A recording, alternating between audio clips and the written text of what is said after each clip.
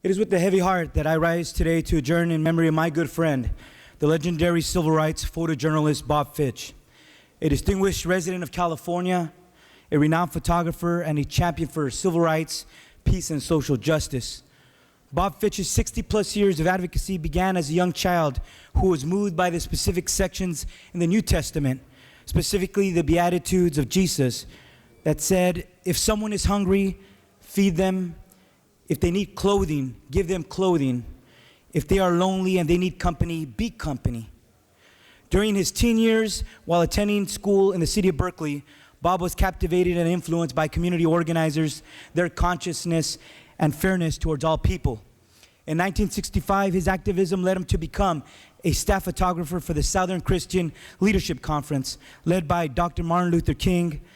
Traveling throughout Alabama, Mississippi, and Georgia, Bob documented day-to-day civil rights movement events that included local community organizing, violence against African-American citizens, numerous demonstrations, voter registration drives, and black political campaigns.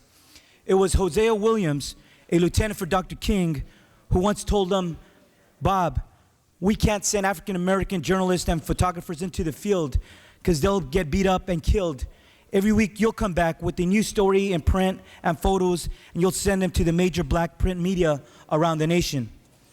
Bob was present at some of the most intimate moments of the civil rights movement, such as the meeting between Dr. King, Stokely Carmichael, and other civil rights leaders in Greenwood, Alabama, Mississippi, just before Carmichael broke away, invoking the Black Power slogan.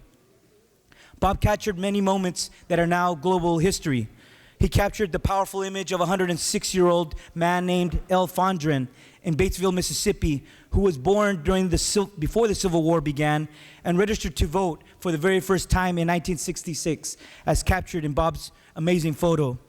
He also took photos of Dr. King in his office with the photo of Mahatma Gandhi on the wall, and it was that photo that was later used by the sculptors of the MLK Memorial in Washington, D.C. that was completed in 2011. But he was also there during our nation's most challenging times.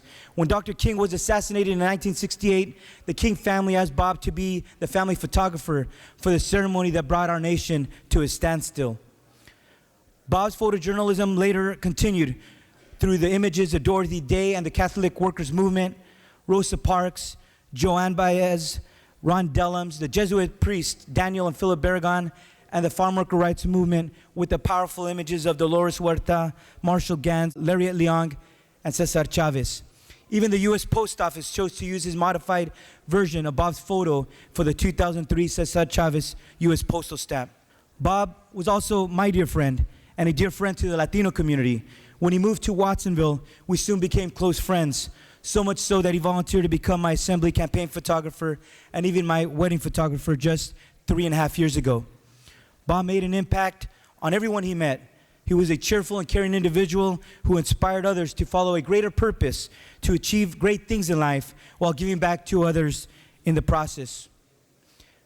But last Friday, on April 29th, after a long battle with Parkinson's disease, Bob passed away peacefully at his home in Watsonville at the age of 76.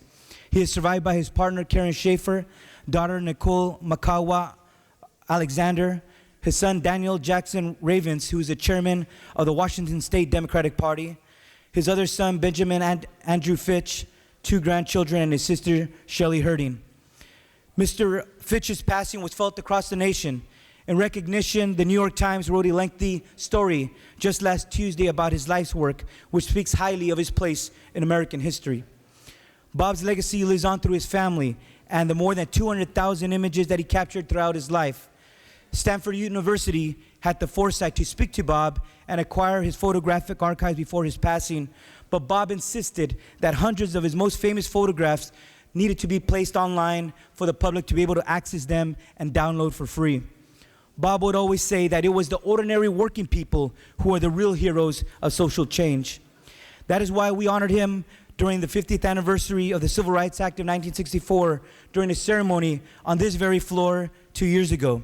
And his images were displayed in the rotunda of this Capitol. Today, we pause to commemorate a great man who dedicated his life and his career championing civil rights, social justice, and equality through his powerful images. Members, Nelson Mandela once said, that death is something inevitable. But when a man has done what he considers to be his duty to his people and to his country, he can rest in peace. Bobby Fitch, you can now rest in peace and you can now rest in power, as your legacy and your images will live on forever. Members, I respectfully ask that we adjourn in memory of our good friend, Mr. Bob Fitch.